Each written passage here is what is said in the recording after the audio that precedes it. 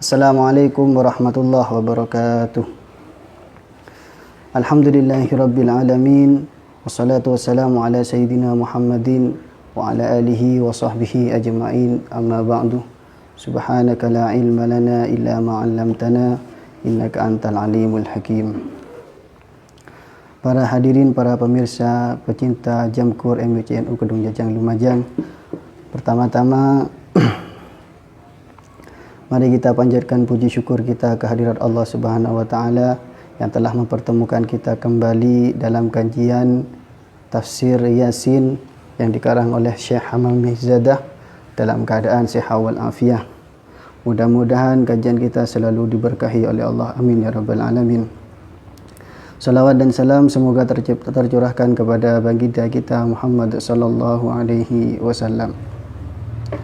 Para hadirin, para pemirsa yang dirahmati oleh Allah, pada pertemuan kita yang kedua kali ini kita akan melanjutkan kajian kita pada pertemuan yang lalu, yang mana pada pertemuan pertama kita sudah membahas tentang asbabun nuzul dari surah Yasin, kemudian fadilah-fadilah dari surah Yasin, kemudian tujuan diturunkannya surah Yasin adalah sebagai bukti dan saksi atas kenabian dan kerasulan Muhammad sallallahu alaihi wasallam. Sehingga karena tujuan itu, maka surat Yasin dijadikan sebagai qalbul Quran. Untuk itu, mari kita lanjutkan kajian kita membahas tentang arti dari lafal Yasin. Bismillahirrahmanirrahim. Wa fi lafzi Yasin khamsatu aqwalin. Qala ba'dul mufassirina Yasin ya insanu. Wa adatul arabi annahum ya'khuduna min kulli kalimatin harfan.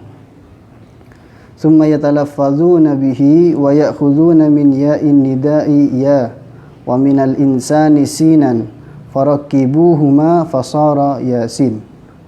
Wal muradu minhu ya Muhammadu alaihi salam. Baik, di dalam menjelaskan tentang arti Yasin, ijtihad ulama ada 5 pendapat berkaitan dengan arti Yasin. Kalau kita mengkaji dalam kitab-kitab tafsir biasanya, di antaranya adalah kitab tafsir Jalalain, itu biasanya kalau disebutkan Yasin, biasanya artinya wallahu a'lamu bimuradi. Artinya dalam rangka ihtiyat ulama mengartikan lafal Yasin, ulama biasanya lebih kepada tidak mengartikan arti Yasin dalam rangka ijtihad. Namun ihtiyat maksud saya. Namun bukan berarti tidak ada ulama yang memberikan arti dari pendekatan-pendekatan sesuai kapasitas ilmu beliau. Di antaranya yang dikutip oleh Syekh Hamam Mihzadah, ada 5 pendapat ulama mengartikan lafaz Yasin. Yang pertama, Yasin ya insanu. Yasin itu adalah singkatan dari lafal ya insanu. Kenapa kok seperti itu? Wa adatul arabi annahum ya'khuduna min kulli kalimatin harfan. Kebiasaan orang Arab mengambil satu huruf dalam satu kalimat sebagai perwakilan dari kalimat tersebut. Tsumma yatalaffazuna bihi, kemudian mereka melafalkan huruf itu untuk mewakili kalimat yang dituju. Wa ya'khuduna min ya'in nida'i ya wa minal insani sinan. Ya nida yang ada di dalam lafaz ya insanu diambil ya-nya saja dan insan diambil sinnya saja, kemudian disusun oleh orang Arab kemudian menjadi Yasin. Yang dimaksud insan di sini adalah Nabi Muhammad sallallahu alaihi wasallam sesuai dengan khitab Yasin wal Qur'anil Hakim innaka laminal mursalin. Pendapat yang kedua, wa qala ba'dul mufassirina al muradu minhu ya sayyidal mursalin. Pendapat yang kedua mengatakan Yasin itu berasal dari kalimat ya sayyidal mursalin, disingkat menjadi Yasin.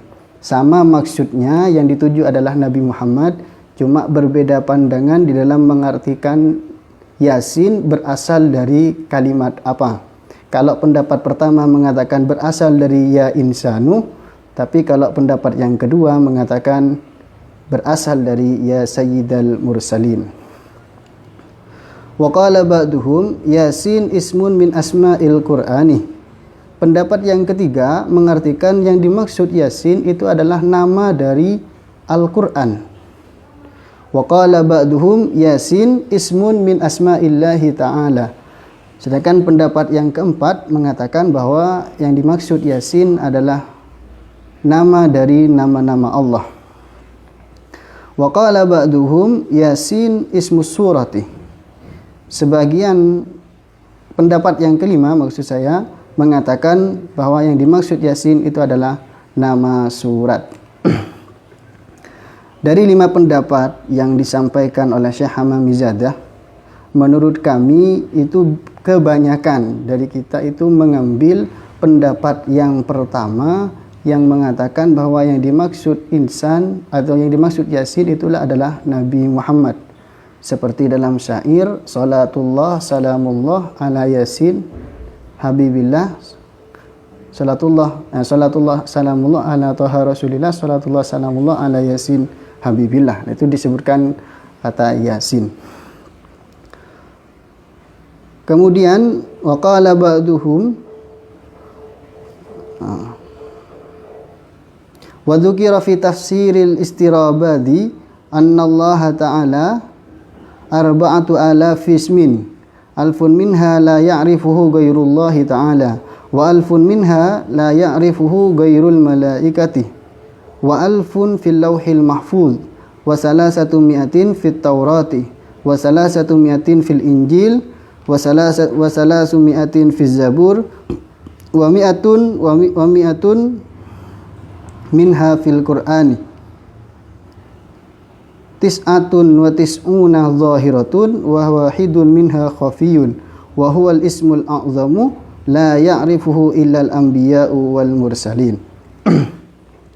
Dijelaskan di dalam tafsir Istirabadi bahwa Allah Subhanahu wa taala mempunyai 4.000 nama, yang mana nama-nama itu terbagi menjadi beberapa bagian sesuai siapa yang mengetahui dan siapa yang tidak mengetahui.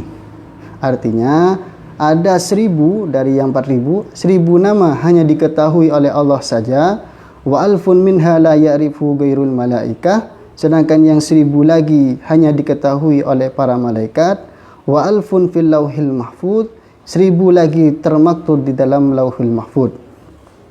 Jadi 1.000 yang pertama hanya diketahui oleh Allah, 1.000 yang kedua hanya diketahui oleh malaikat, 1.000 yang ketiga termaktub di dalam lauhil mahfuz. Yang 1.000 lagi terbagi 3, salasu mi'atin fit Taurat, 300 disebutkan di dalam kitab Taurat, wa salasu mi'atin fil Injil, 300 termaktub di dalam kitab Injil, wa salasu mi'atin fiz Zabur, 300 termaktub dalam kitab Zabur, wa mi'atun minha fil Qur'ani, dan 100 termaktub di dalam Al-Qur'an. Di dalam Al-Qur'an terbagi 2, ada yang zahir, ada yang khafi. Yang zahir jumlahnya 99 yang kita kenal dengan sebutan Asmaul Husna, sedangkan yang satu itu khafi, samar. Itulah yang dimaksud dengan Al-Ismul A'zam yang hanya diketahui oleh para nabi dan para rasul. Ala siratim mustaqim tanzilal azizir rahim. Ala siratim mustaqim al-muradu minas sirati dinul Islam, yakni ya Muhammadu innaka laminal mursalin wa dinuka dinul haqqi wal Islam wal kufaru ala dinin batilin. Sungguh engkau Muhammad Yasin wal Qur'anil Hakim innaka laminal mursalin ala siratim mustaqim. Yasin, demi Al-Qur'an yang penuh hikmah, sungguh engkau Muhammad termasuk dari golongan para rasul dan engkau berada di jalan yang lurus. Maksudnya jalan yang lurus di sini adalah dinul Islam, yaitu agama Islam. Artinya seolah-olah Allah mengatakan, ya Muhammad, wahai Muhammad, sungguh kamu itu termasuk dalam golongan para rasul, sedangkan kamu berada di agama yang benar, yaitu agama Islam, dan orang kafir berada di agama yang batil. Seperti yang kita ketahui bersama bahwa pada waktu itu diturunkannya surat Yasin karena ada orang kafir yang membantah atau ingkar atas kenabian dan kerasulan Nabi Muhammad. Kemudian Allah menurunkan surah Yasin menjelaskan kepada Nabi Muhammad bahwa engkau adalah berada di dalam jalan yang lurus, sedangkan orang kafir itu berada di jalan yang batil. Artinya berada di agama yang lurus yaitu Islam, Nabi Muhammad, dan orang kafir berada di agama yang batil yaitu jahiliyah. Fa in qila aqsamallahu bi anna Muhammadan alaihi salatu wassalam minal mursalina fa in kana hadzal qasamu lil kuffari bi ay yusaddiqu bi anna Muhammadan alaihi salam la minal mursalin fahum la yusaddiquna wa in kana lil muslimina bi ay yusaddiqu anna Muhammadan la minal mursalin fahum yusaddiquna bila qasamin fama faidatul qasami. Maka muncul pertanyaan, atau ketika kita ditanyakan bahwa Allah bersumpah bahwasanya Nabi Muhammad adalah termasuk golongan dari para rasul, karena Allah bersumpah dengan kalamnya yaitu Al-Quran wal Quranil Hakim. Pertanyaannya, jika sumpah Allah itu ditujukan kepada orang kafir supaya orang kafir meyakini atas kenabian dan kerasulan Nabi Muhammad, dan Allah pasti tahu orang kafir itu dikasih sumpah seperti apa saja pasti tidak akan percaya. Kalau sumpah ini wal Quranil Hakim itu maksudnya ditujukan kepada orang Islam supaya orang Islam membenarkan bahwasanya Nabi Muhammad itu adalah seorang rasul, Allah juga pasti tahu bahwa orang muslim meskipun tidak disumpahi mereka pasti percaya, sedangkan orang kafir meskipun disumpahi tetap ingkar, sedangkan orang Islam tanpa sumpah pun mereka menerima atas kenabian dan kerasulan Nabi Muhammad. Lantas pertanyaannya, apa tujuan dari qasam yang Allah sebutkan di dalam wal Quranil Hakim? Maka jawabannya, ujibah bi anna Allah Ta'ala arada ayyuakkida kalamahu lil munkirina fal qasamu naw'un min at-ta'kidi falidzalika aqsamallahu ta'ala bihi lil hujjati. Maka jawabannya, Allah bersumpah di dalam firman-Nya wal Qur'anil Hakim itu tujuannya bukan untuk supaya orang kafir membenarkan atas kenabian dan kerasulan Nabi Muhammad, tetapi Allah memperkuat firman-Nya sebagai hujjah. Berarti untuk menekan orang kafir, bukan untuk supaya orang kafir percaya atas kenabian dan kerasulan Nabi Muhammad. Karena orang kafir ketika mereka sudah tertutup hatinya, diberi apapun saja tetap mereka akan kepada sifat keingkarannya. Fal qasamu nau'un minat ta'kidi, dan qasam termasuk salah satu cara untuk taukid di dalam berbicara.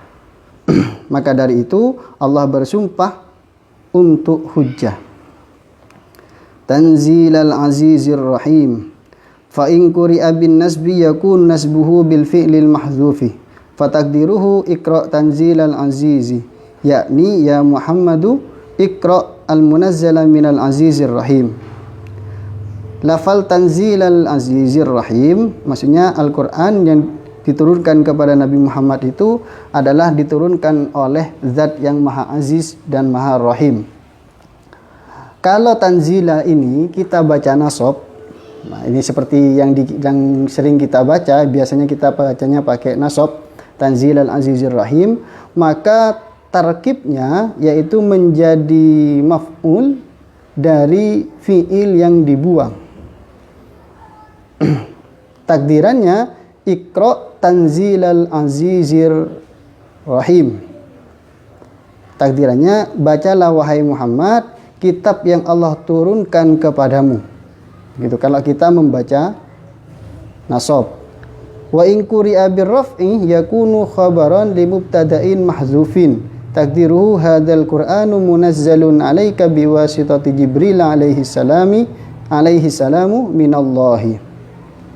Kalau kita baca menggunakan rafa, tanzilul azizir rahim, berarti itu mentakdir menjadi khabar dari mubtada yang ditakdir.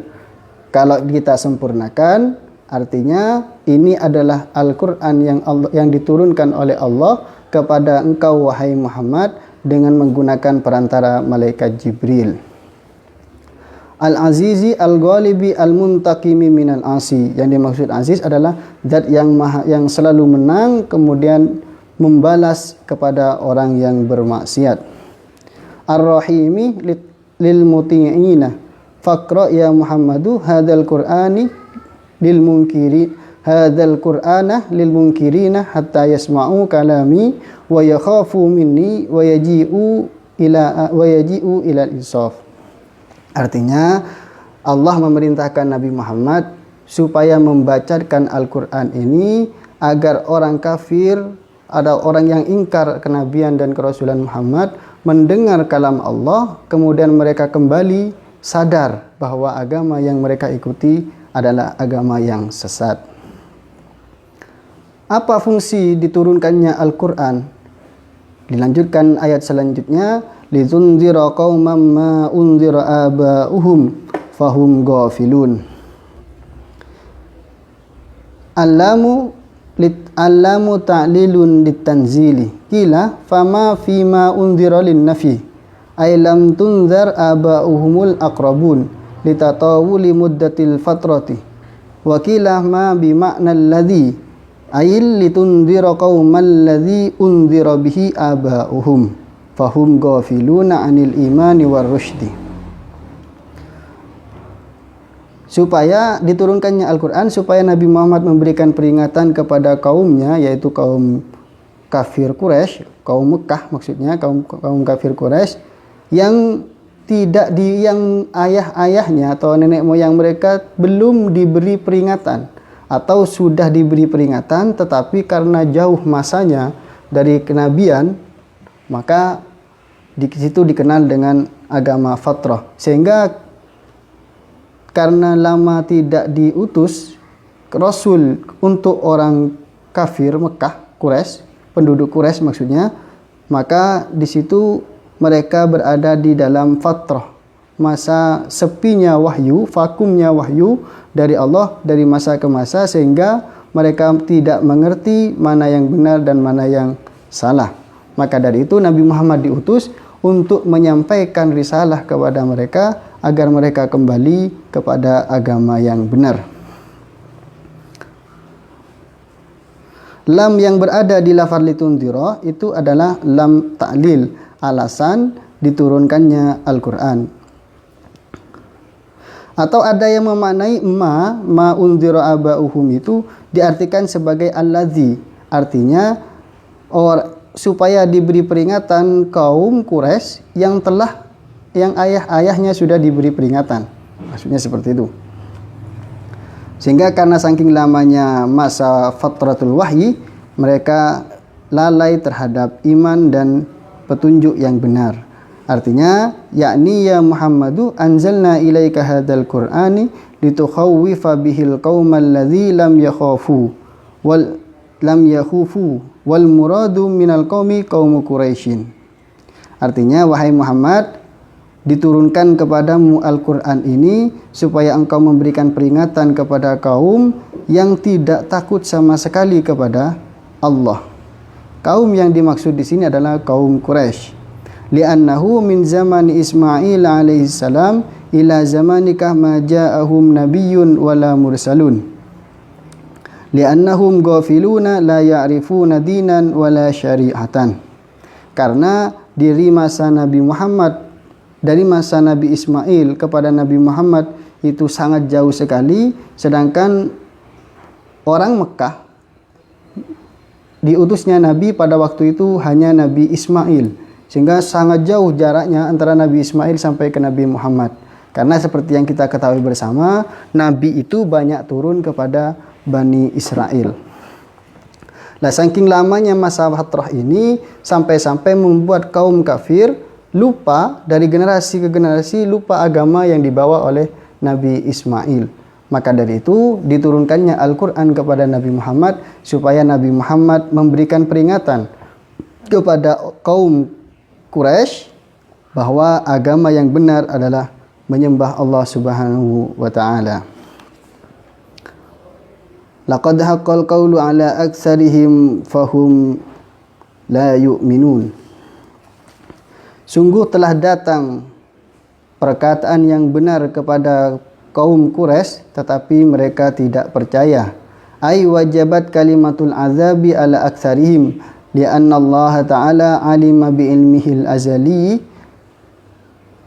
anna aksara Quraisyin la yu'minuna billahi wa risalati Muhammadin alaihi salam ka Abi Jahlin wa Utbata wa Syaibata wal Mughirata wa amsalihim. Maksudnya laqad haqqal qawlu ala aksarihim fahum la yu'minun itu adalah orang kaum Quraisy pasti akan mendapatkan azab dari Allah. Kaum Quraisy yang tidak percaya atau kaum Quraisy kebanyakan tidak percaya atas kenabian dan kerasulan Nabi Muhammad. Kita tahu pada saat Nabi Muhammad berada di Mekah menyampaikan risalahnya, beliau diintimidasi dengan berbagai macam hal oleh penduduk Mekah sehingga membuat beliau tidak bebas menyampaikan agama Islam. Mulai dari diganggu sahabatnya, dikucilkan, bahkan dilempar pakai batu Nabi Muhammad SAW. Maka dari itu kebanyakan kaum Quraisy di saat mendengar dakwah Nabi Muhammad mereka tidak percaya atas kenabian dan kerasulan Nabi Muhammad. Maka dari itu mereka pasti laqad haqqal qawlu ala aktsarihim fahum la yu'minun, pasti mereka akan mendapatkan azab dari Allah. Contohnya seperti Abu Jahal, ini tokoh-tokoh yang tidak percaya, bukan hanya Abu Jahal tapi ini tokohnya saja. Abu Jahal, Utsbah, kemudian Syaibah dan Mughirah dan juga banyak lagi yang lain. Fal khitabu fi haqqi haula'il ashqiya'i li ta'kidil hujjati la li talibil iman. Lianna Allah Ta'ala alima annahum laisu min ahli tauhid wal iman. Kemudian disampaikannya khitab kepada mereka pada waktu itu. Tujuannya sekali lagi bukan supaya mereka beriman, karena Allah Subhanahu wa taala sudah mengetahui mana yang beriman dan mana yang akan tidak beriman. Tujuannya hanya untuk taukid, penguat atas yang disampaikan oleh Allah. Karena yang pernah saya singgung di pertemuan yang lalu bahwa jika orang yang kita ajak berbicara itu ingkar atas informasi yang akan kita sampaikan atau ragu-ragu atas informasi yang akan kita sampaikan, maka dalam tata cara berbicara kita perlu memberi taukid sesuai dengan kadar ketidakpercayaannya.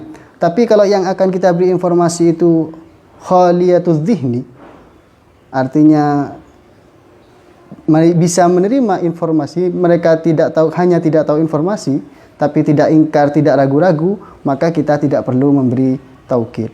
Seperti yang kita ketahui bahwa di dalam surat Yasin, awal ayat Yasin, ayat pertama, yang kedua, dan kemudian selanjutnya, itu Allah menyebutkan sampai 3 kali taukid. Maka dari itu, taukid di sini perlu kita pahami bersama, bukan bertujuan supaya orang kafir yang ingkar itu meyakini dan mengimani Nabi Muhammad, tetapi tujuannya adalah penekanan atau taukid yang Allah kepada firman Allah sehingga dijadikan hujjah bagi kita semua. Mungkin kajian kita dicukupkan sampai saat ini saja.